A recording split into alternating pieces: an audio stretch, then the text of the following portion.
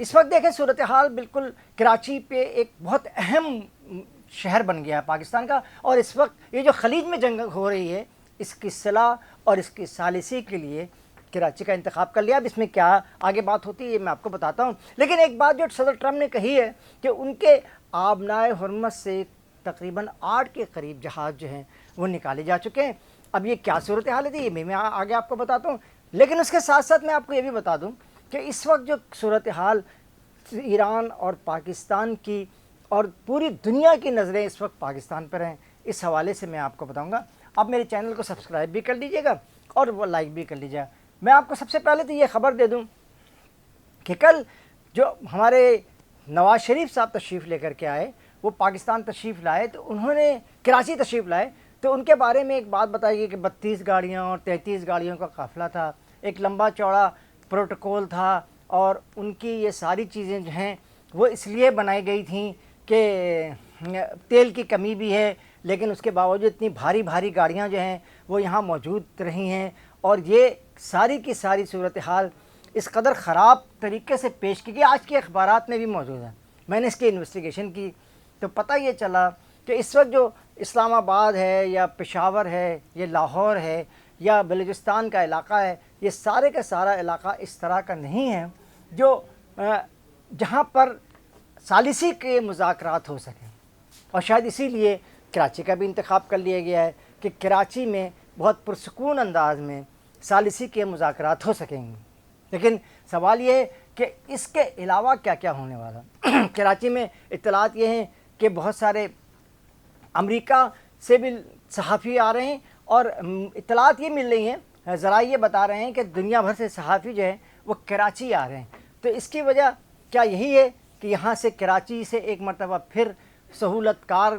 امن کی سہولت کاری جو ہے وہ کی جائے گی، جو ماضی میں بھی کی جاتی رہی، کبھی امریکہ کے لیے کی جاتی رہی، کبھی جو ہے کراچی میں تمام افغان صاحب بھائیوں کے لیے بھی کی جاتی رہی۔ یہ الگ بات کہ آج وہ ہمارے سب سے بڑے دشمن بھی بن گئے ہیں۔ تو یہ ایک ایسی کہانی ہے جو آپ کو میں بتاتا ہوں آگے چل کے۔ لیکن ایک اور خبر بھی اس سلسلے میں موجود ہے، وہ یہ ہے کہ صدر ٹرمپ نے اپنے خطاب میں کہا ہے کہ پاکستان نے ان کے ساتھ آبنائے حرمت میں تھوڑی سی مدد کی ہے، اور اس کی مدد کے بعد جو ہے اس وقت ہمارے 8 جہاز وہاں سے نکل سکیں۔ اب یہ کیسے نکلیں اس پہ ایک بڑی طویل گفتگو رہی ہے، لیکن حقیقت یہ ہے کہ پاکستان تو امریکہ کی بھی مدد کرتا ہے، پاکستان تو چین کا بھی دوست ہے، اور پاکستان جو ہے وہ ایران کا بھی دوست ہے، اور سعودی عرب کا بھی دوست ہے، اور متحدہ عرب امارات کا بھی دوست ہے۔ لیکن یہ لوگ سوائے چین کے، چین ہمارا مستقل دوست ہے، لیکن یہ سب ہمارے جو پیچھے ساری صورتحال جو خراب ہوتی ہے وہ اس وقت ہوتی ہے جب پاکستان کی اپنی کوئی کمزوری، اپنی کوئی ٹرموائل جو ہے وہ منظر پہ آتی ہے۔ اب یہ مذاکرہ، یہ جو 35 گاڑیوں کا جو ایک سلسلہ تھا، یہ میں نے آپ کو بتایا کہ یہ 35 گاڑیوں میں شہباز شریف بھی تھے اور ان کے ثالثی کے کچھ لوگ بھی شامل تھے، اور یہ ایک بہت امپورٹنٹ بات تھی جو سامنے آئی۔ لیکن جو سب سے اور اہم بات جو کی جا رہی ہے وہ یہ بھی کی جا رہی ہے کہ ایک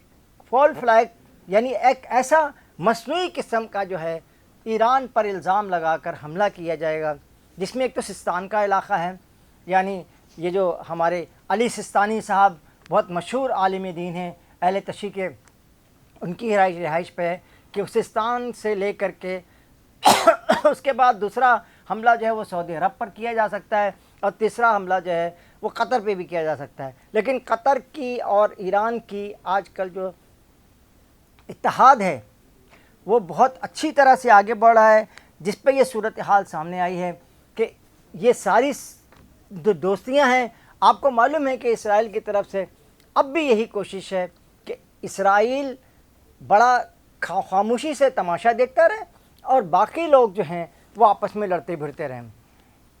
اسی سلسلے میں آپ کو شاید اس بات کی بھی اطلاع ہوگی کہ کل جو ہے سعودی عرب کے جو یہاں سفیر ہیں پاکستان میں، انہوں نے انتہائی سخت لہجے میں ایران کے بارے میں گفتگو کی ہے، اس کے بعد انہوں نے پاکستان کی بڑی تعریف بھی کی کہ پاکستان جو ہے وہ بہت کوششیں کر رہا ہے، اور ان کوششوں کے نتیجے میں پاکستان کو کامیابی حاصل ہوگی، اور امید ہے کہ اس وقت جو صورتحال خراب ہے اس میں بہت حد تک بہتری آئے. لیکن اس کے ساتھ ہی میں آپ کو یہ بتاتا رہوں کہ 2-3 دنوں میں جنگ کی صورتحال سے ایران کا بے انتہا نقصان ہوا ہے، اور یہ سارا نقصان جو ہے وہ ایران کے جو آپ نے آج کے اخبارات میں یہ سرخی بھی لگی ہوئی ہے کہ پاسداران انقلاب کے جو کم یعنی کنٹرول کرنے والی شخصیت ہیں ان کو بھی کل شہید کیا گیا ہے. یہ شہادتیں اگر اسی طرح بڑھتی رہیں، اور یہ اب آپ کو ایک اور بات بھی بتاؤں، دیکھیں پاکستان کس کو کہتے ہیں، وہ ہے یہ بات. پاکستان جو ہے اس نے امریکہ سے یہ کہا ہے کہ ایران کے 3 بڑے لیڈر، یعنی ایک عراقچی صاحب، دوسرے جو ہیں وہ باقر صاحب، باقر کالیباف ان کا نام ہے، سید محمد باقر کالیباف ان کا نام ہے، جو اسپیکر ہیں ایران کے قومی اسمبلی کے، نیشنل اسمبلی کے، ان کو، اور ان کے جو اس وقت کمانڈ کر رہے ہیں ترجمان، ان کو آپ اس وقت اگر اسرائیل ان کو نشانہ بنانا چاہتا ہے، اسرائیل نے ایک لمبی چوڑی سی 400-500 لوگوں کی فہرست دے رکھی ہے. اس فہرست کے مطابق جو ہے وہ ایک ایک کر کے لوگوں کو مارتا بھی چلا جا رہا ہے. لیکن یہ ایک بات اپنی جگہ پہ ہے. لیکن جیسا کہ میں نے آپ کو بتایا کہ جو 4 فلیگ کا پروگرام ہے یا پاکستان میں مذاکرات ہے، پاکستان میں یہ سمجھتا ہوں کہ جس نے بھی یہ فیصلہ کیا ہے بالکل درست کیا ہے. پاکستان میں کراچی ہی ایک ایسا مقام ہے جہاں پہ اطمینان سے گفتگو بھی ہو سکتی ہے، اور یہاں پہ جو ہمارے جو مہمانان ہیں، امریکی ہوں یا وہاں پہ ایران کے لوگ ہمارے ساتھی ہوں، ہمارے برادر بھائی ہوں، ان کا بھی بہت احتیاط کے ساتھ ان کو یہاں رکھا بھی جائے گا. بہت خوبی اور بہت ہی اچھی طرح سے اس پورے کھیل کو، اس پورے امن کی جو فاختہ بیچاری زخمی پڑی ہے، اس کو دوبارہ جو ہے پانی پلایا جائے گا. لیکن اس پورے حالات کی خرابی کے باوجود بھی عرب ممالک جو ہے وہ اس وقت بہت سنجیدگی سے، بہت اچھی طرح سے، بردباری سے اس پورے جو انہیں بھڑکانے کی کوشش کی جا رہی ہے، سعودی عرب بھی، امارات بھی، قطر بھی، عمان بھی، بحرین 1-2 دفعہ گیا ہے باہر اقوام متحدہ میں، کیونکہ یہ سارے لوگ جو مل کر کے ایک ایسی